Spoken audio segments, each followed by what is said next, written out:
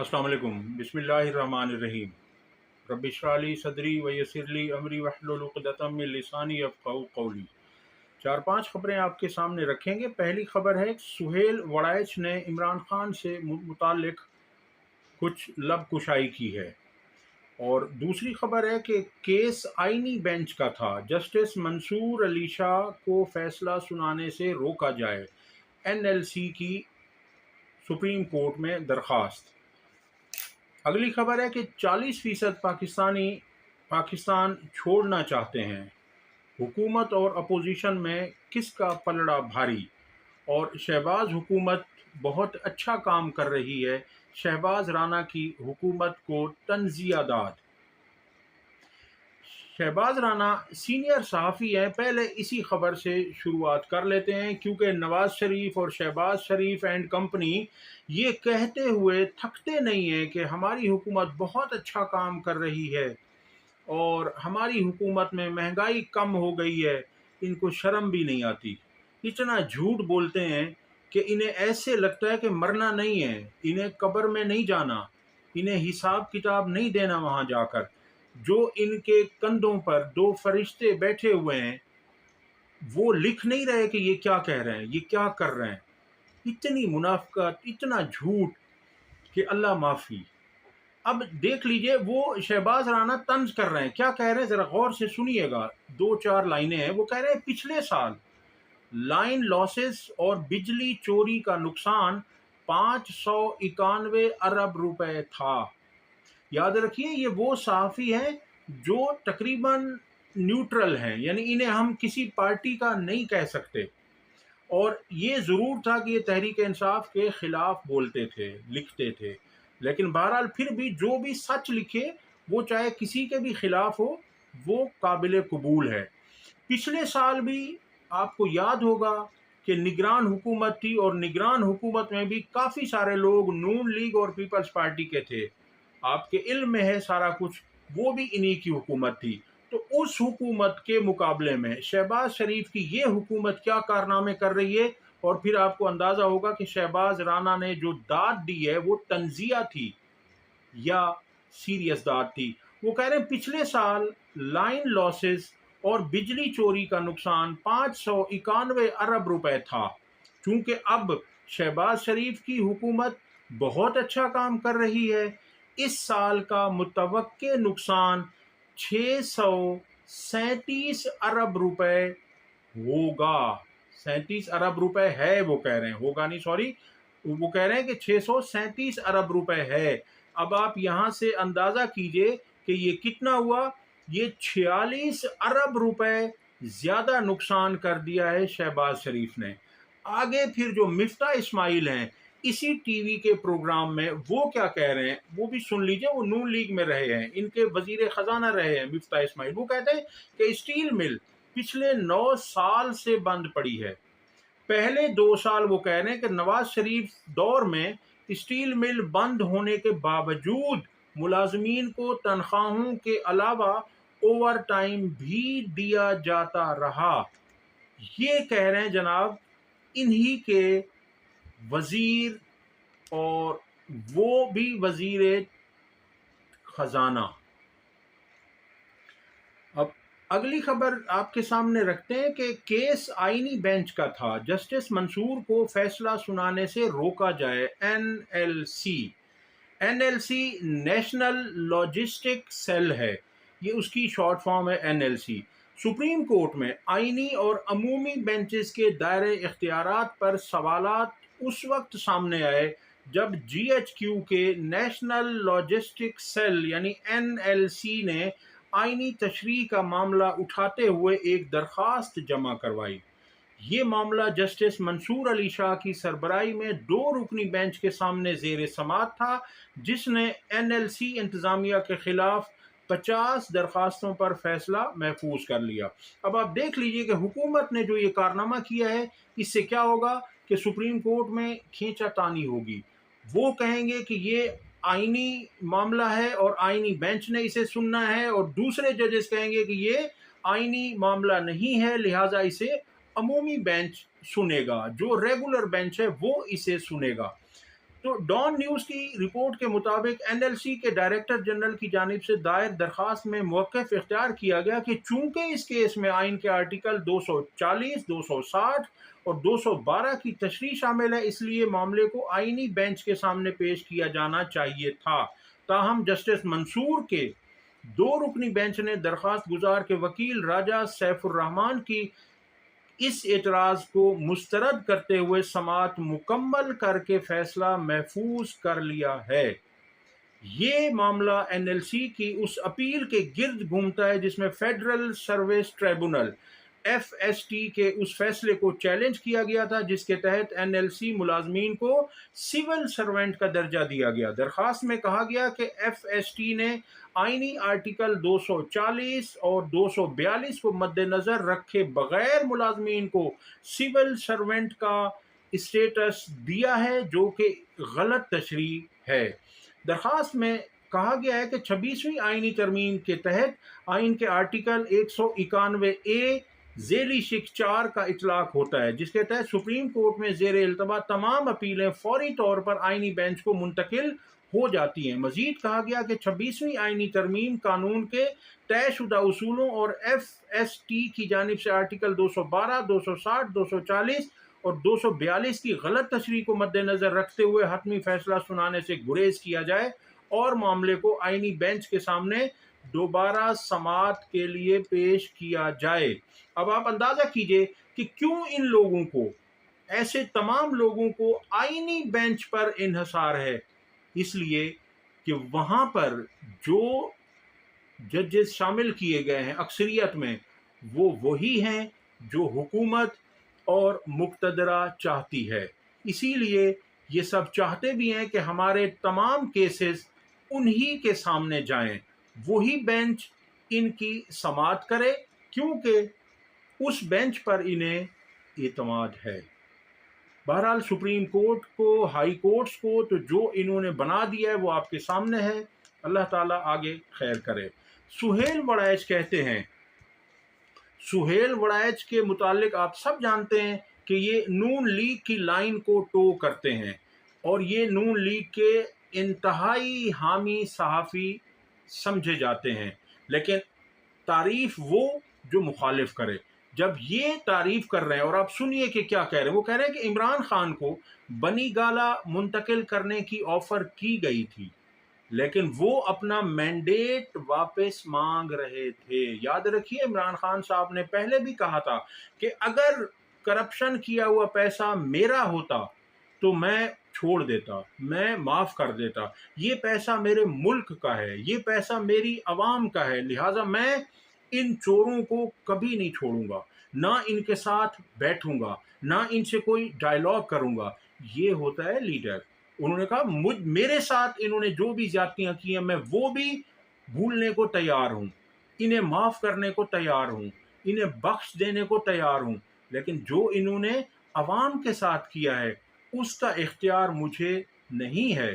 اب یہاں سے عمران خان کا پوائنٹ آف ویو واضح ہے کہ انہوں نے کہا عوام کا مینڈیٹ ہے، عوام نے جسے ووٹ دیا ہے اسی کو ملنا چاہیے تھا، اسی کے کھاتے میں شمار ہونا چاہیے تھا۔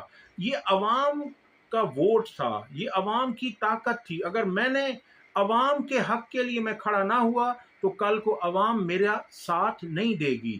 دوسرا انہوں نے کیا کہا ہے، سہیل وڑائچ نے کہہ رہے ہیں کہ مینڈیٹ واپس کرنے کا مطلب نون لیگ کی حکومت کا خاتمہ اور PTI کی حکومت ہے۔ اب اس سے آپ دیکھیے کہ سہیل وڑائچ کو بھی پتہ ہے کہ اگر مینڈیٹ واپس ہوا تو یعنی وہ مینڈیٹ تھا تو تحریک انصاف کا، نون لیگ کو زبردستی دیا گیا فارم 47 کی صورت میں۔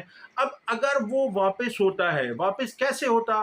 واپس الیکشن ٹریبونلز کے ذریعے ہوتا، آئین اور قانون کا راستہ لیتے ہوئے ہوتا کہ وہاں پر کیسز آتے جیسے آئے ہوئے تھے، وہاں فیصلہ ہو جاتا، دودھ کا دودھ اور پانی کا پانی ہو جاتا۔ اگر نون لیگ کی سیٹیں جینون ہوتی، اگر نون لیگ کی جیت حقیقی ہوتی تو نون لیگ کو مل جاتی، اگر ان کی نہ ہوتی تو وہ تحریک انصاف کو ملتی۔ تو یہاں پر کیا ہے کہ مینڈیٹ واپس کرنے کا مطلب نون لیگ کی حکومت کا خاتمہ اور PTI کی حکومت ہے۔ اس کا مطلب ہے کہ فوج اور مقتدرہ کے ساتھ لڑائی زوروں پر چلی جائے گی، یعنی مقتدرہ حکومت کے پیچھے کھڑی ہے اور وہ چاہتی ہے کہ یہی حکومت چلتی رہے۔ تو اس لیے عمران خان صاحب ایسا نہیں چاہتے، وہ چاہتے ہیں کہ جس کا ووٹ ہے، جسے ووٹ دیا گیا ہے، اسی کا ووٹ شمار ہونا چاہیے۔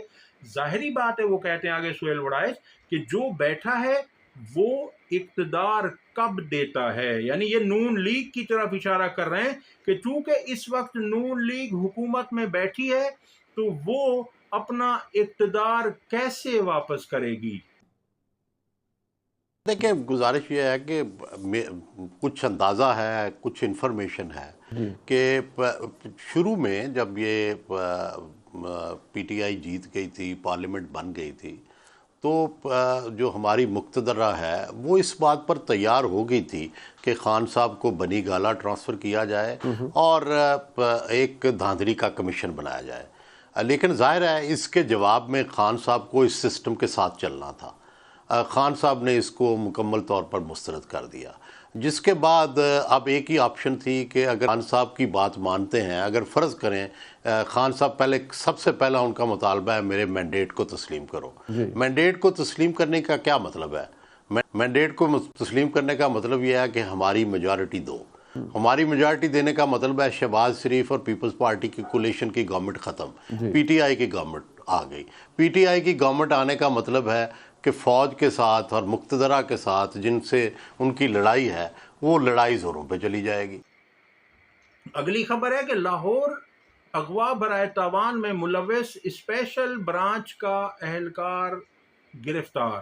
لاہور پولیس نے تاوان کے لیے اغوا کیے گئے ایک ہائی پروفائل کیس میں کارروائی کرتے ہوئے اسپیشل برانچ کے ایک اہلکار سمیت 3 افراد کو گرفتار کر لیا ہے۔ پولیس نے مغوی کو بحفاظت بازیاب کروا کر تاوان کی رقم بھی برآمد کر لی ہے۔ جب حکومت اور پولیس صرف عوام پر ظلم ڈھانے میں مصروف عمل رہے گی تو ایسی کارروائیاں ہوں گی۔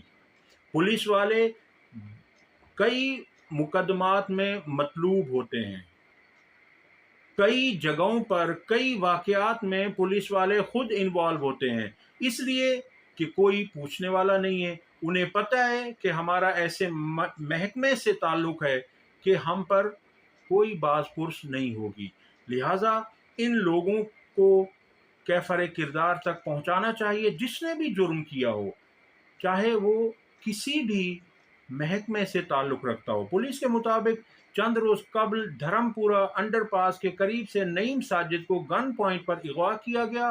نعیم کام سے واپسی پر اپنے گھر جا رہے تھے کہ 4 افراد نے انہیں زبردستی اغوا کر لیا۔ ملزمان نے نعیم کو محمود بوٹی کے علاقے میں قید رکھا جہاں اسے تشدد کا نشانہ بنایا گیا۔ اغوا کاروں نے 21 لاکھ روپے تاوان وصول کرنے کے بعد مغوی کو ویلنسیا ٹاؤن کے علاقے میں چھوڑ دیا۔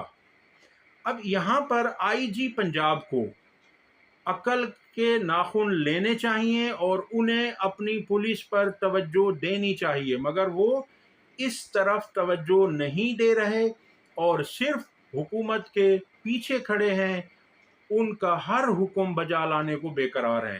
اگلی خبر ہے جی کہ پاکستان میں 40% پاکستانی ملک چھوڑ کر جانا چاہتے ہیں۔ National commission of human rights کی یہ رپورٹ ہے۔ پاکستان اس فہرست میں 5ویں نمبر پر آ گیا ہے جس میں یورپ میں سب سے زیادہ غیر قانونی تارکین وطن ممالک میں شامل ہیں، یعنی ہم 5ویں نمبر پر آ رہے ہیں ان ممالک میں جہاں سب سے زیادہ لوگ ملک چھوڑ کر جاتے ہیں۔ یہ رپورٹ جمعرات کو نیشنل کمیشن برائے انسانی حقوق NCHR کی طرف سے جاری کی گئی ہے۔ رپورٹ میں کچھ ایسے خوفناک اعداد و شمار پیش کیے گئے ہیں جن میں بتایا گیا ہے کہ تقریباً 40% پاکستانی ملک چھوڑنا چاہتے ہیں، جس کی بنیادی وجہ معاشی مشکلات، سیاسی غیر یقینی صورتحال، تعلیمی مواقع کی کمی، روزگار کی کمی، مہنگائی اور دہشت گردی ہے۔ یہ ایسے نکات ہیں، یہ ایسی چارج شیٹ ہے جسے سن کر سر شرم سے جھک جاتا ہے، مگر حکمران ہمارے کیا کہتے ہیں؟ سب اچھا ہو رہا ہے، ایسا ملک ترقی کر رہا ہے کہ جس کی کوئی مثال ہی نہیں ہے۔ تو اب آپ کے سامنے ہے، آپ یہ دیکھ لیجئے کہ کیا ہے۔ رپورٹ میں کہا گیا ہے کہ 2022 میں پاکستان یورپ میں غیر قانونی امیگریشن کرنے والے ٹاپ 10 ممالک میں شامل نہیں تھا 2022 میں۔ اب ہم ماشاءاللہ سے 5ویں نمبر پر پہنچ گئے۔ کیسے ترقی ہو رہی ہے ہماری؟ مطلب ہمارے ہاں اگر اضافہ ہو رہا ہے تو بے روزگاری میں، اگر اضافہ ہو رہا ہے تو غربت میں، اگر اضافہ ہو رہا ہے تو لا قانونیت میں اضافہ ہو رہا ہے، مہنگائی میں اضافہ ہو رہا ہے، لیکن کمی ہو رہی ہے تو ہماری ایکسپورٹ میں کمی ہے، ہماری ترقی میں کمی ہے، اور حکومت وہ اس کے ناخن ہی نہیں لے رہی، وہ رٹ لگا کر بیٹھی ہوئی ہے۔ لیکن 2023 کے وسط تک ملک 5ویں بڑے ملک کے طور پر سامنے آیا، اور دسمبر 23 تک 8,778 افراد غیر قانونی طور پر یورپ پہنچے۔